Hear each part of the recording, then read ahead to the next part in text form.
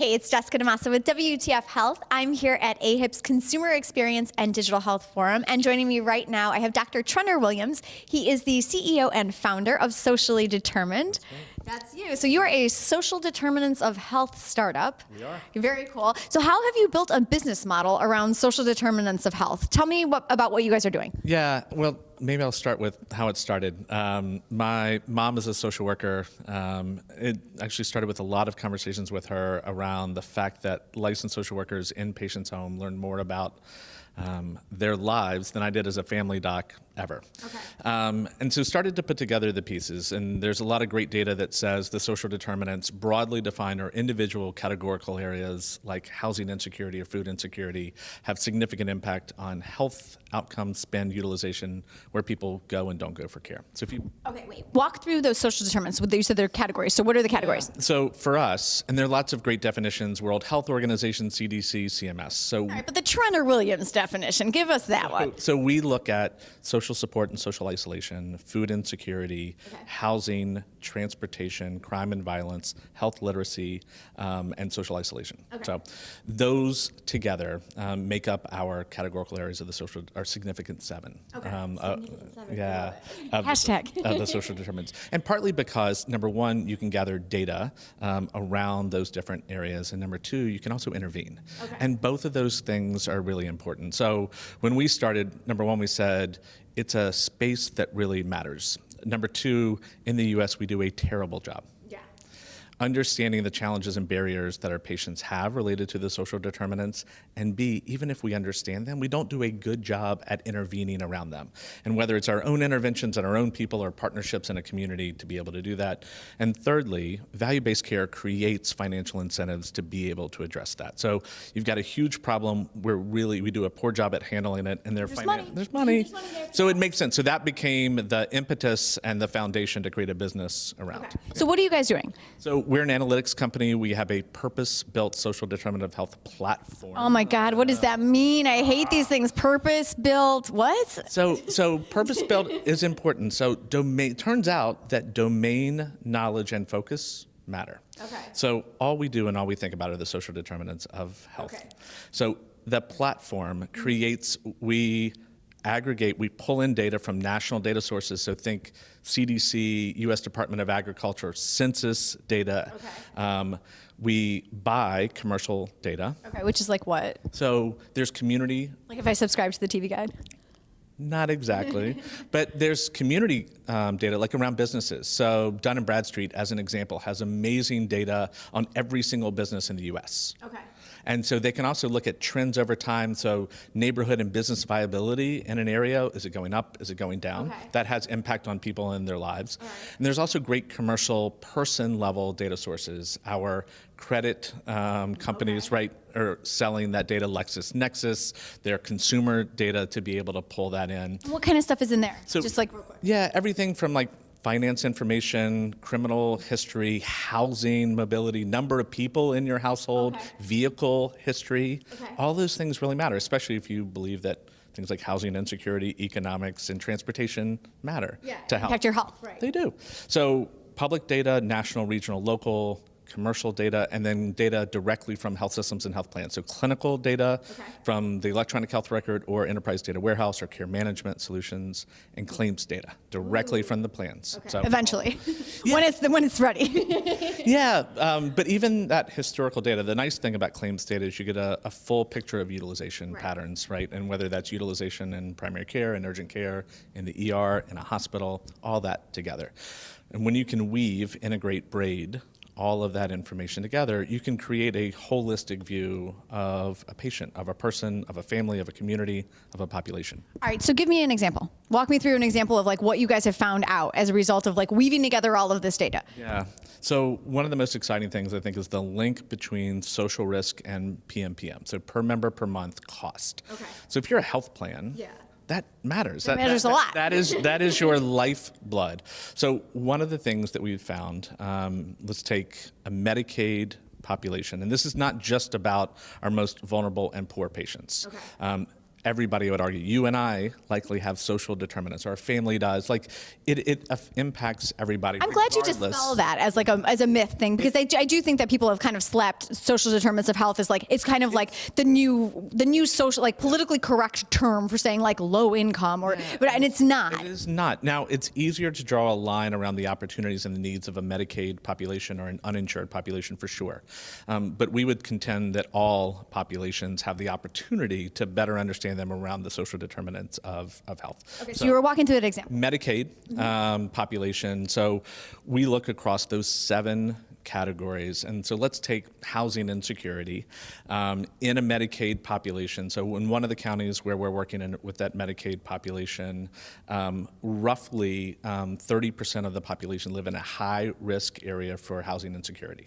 Okay. So we're able to tell that because of this aggregation of community and public data and commercial data. And we know when we look at that population, like especially the ones that have asthma, there is a 24% difference in the PMPM just by living in a high-risk area for housing insecurity. So if they just lived in a different neighborhood, that 24% is gone.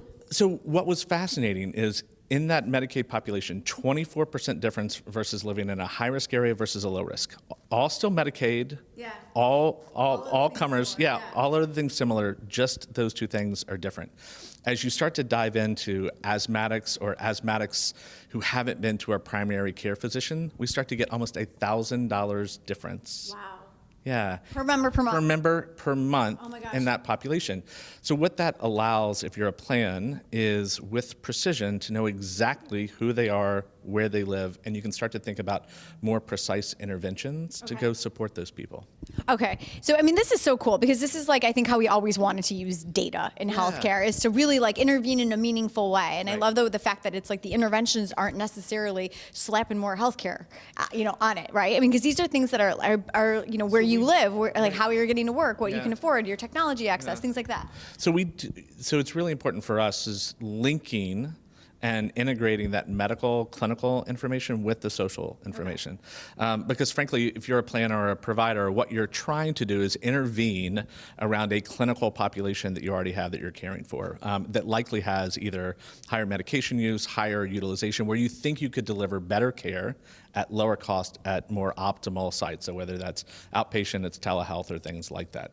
So we really think of integrating that social risk like housing and asthma or upper respiratory disease or diabetes and food insecurity.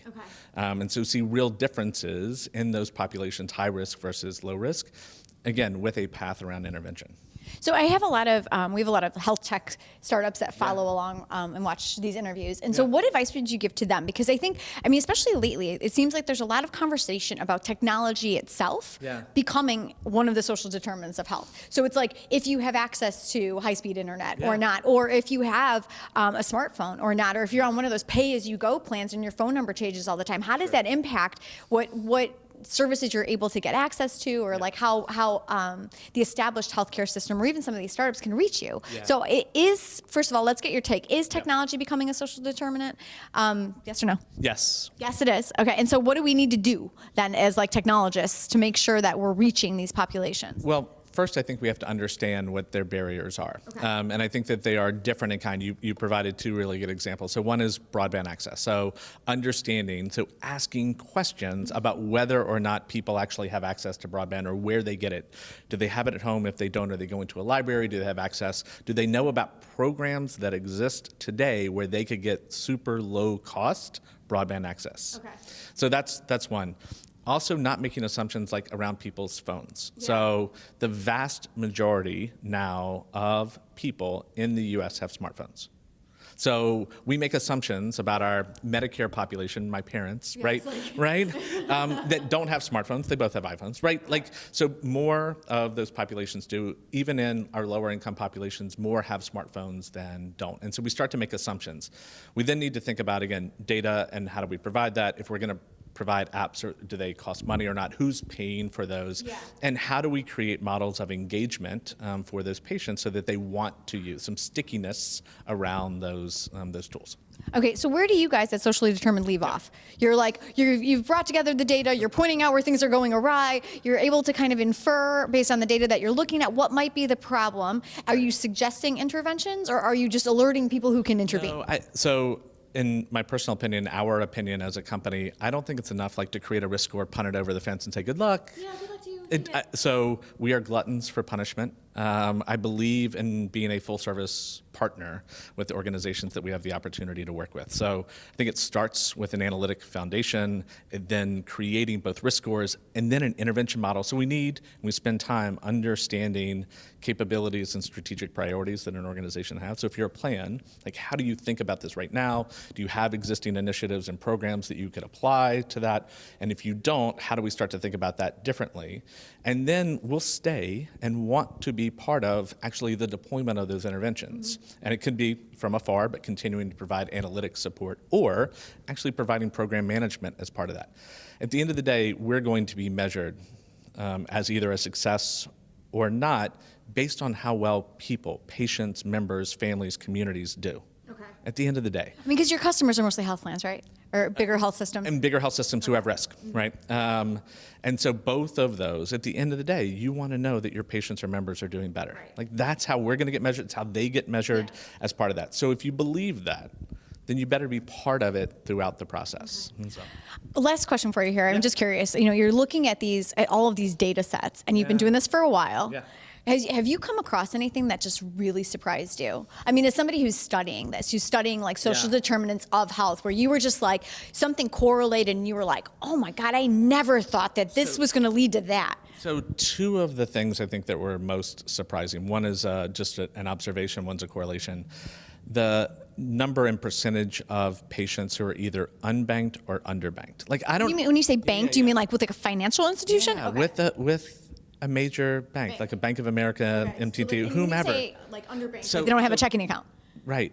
Okay. So predatory credit. So either they don't have anything, and so you think about that population. Again, we see this more in the underserved, so lower income population that don't. So 85% of our moms in Cleveland who are on Medicaid don't have a bank account. Wow. And so that's some of the information that we get. Right. That's some of the information we get. It is, and you think about at a predatory level, like if you get a check and you're taking it to the check cashing center, who's taking a percentage? Or you go to H&R Block or somebody else to do your taxes early and they take 15%. Right.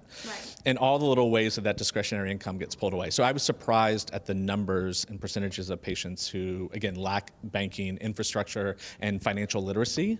And so some of the solutions, actually interventions around, like at ProMedica, they have a financial opportunity center that actually does education, helps to get them free banking, because we know foundationally how important that is. Yeah.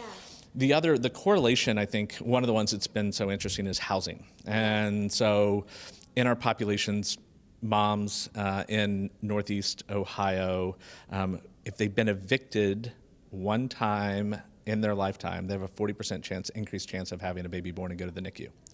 Okay, so they've been evicted one time in their lifetime. They've got a 40% chance of having a baby go to the NICU. So we created a neural network that's fortunately, we have people a lot smarter than I am. But our data science team, and we ended up looking at hundreds of variables, narrowed that down to 52 social variables, and with 85% predictive accuracy, can say just based on social characteristics, 85% chance that your baby's going to end up in the NICU. That's unbelievable. And can you intervene before that? Yes, and so the whole idea now is I can now look at an entire population, understand who's at risk, and start that intervention proactively before people actually get pregnant. So it involves education of that population, awareness around what solutions are available, and then thinking about once they do become pregnant, how do you intervene with whether that's rides, it's telehealth as part of it, it's maybe food and things like that. Yeah. That's so cool. So I understand you guys are you're closing in on an A round, right? As a startup company. So congratulations on that. Trenor, it's always a pleasure to talk to you. Thank you so much. Thank you. So insightful. I love hearing about social determinants of health, and it's so cool how you've managed to build this like cool business model around it. I think that's really cool. You're going to do some great work. Excited. Yeah, Thank you. Very cool. Yeah. I'm Jessica DaMassa with WTF Health here at AHIP's Consumer Experience and Digital Health Forum. Thanks for joining us.